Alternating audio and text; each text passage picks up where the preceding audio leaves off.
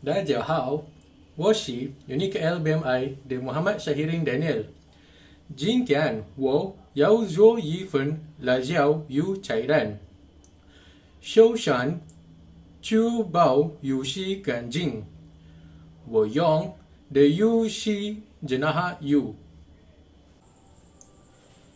所需的成分是红辣椒、洋葱、大蒜、yang hetang, asam keping, dan gran hay dầu yu. 开始加热油和冰的锅，在等待油加热的同时，在油身上涂上盐和姜黄。油热后加入油并煎。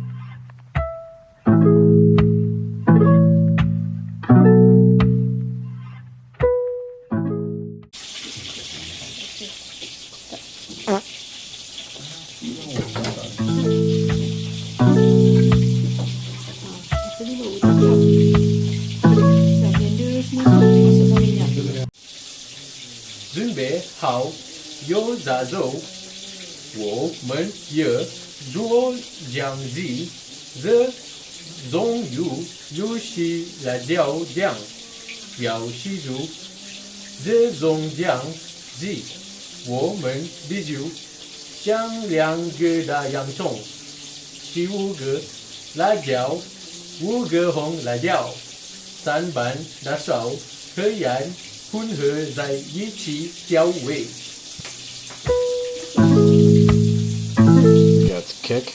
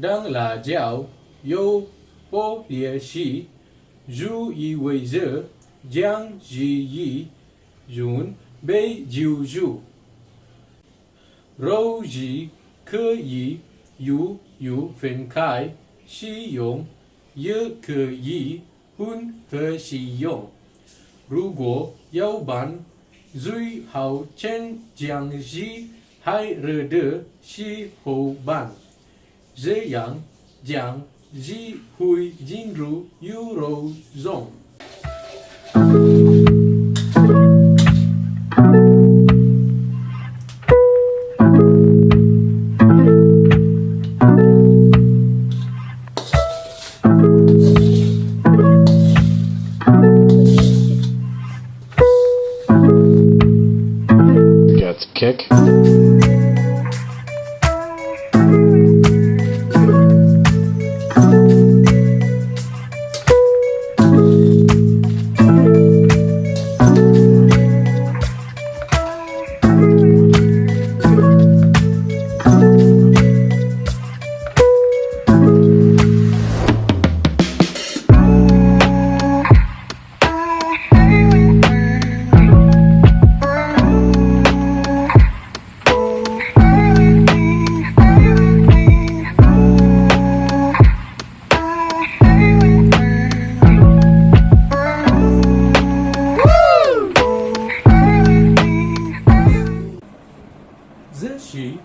我的邮录西部，这只是我希望观众喜欢看我做饭。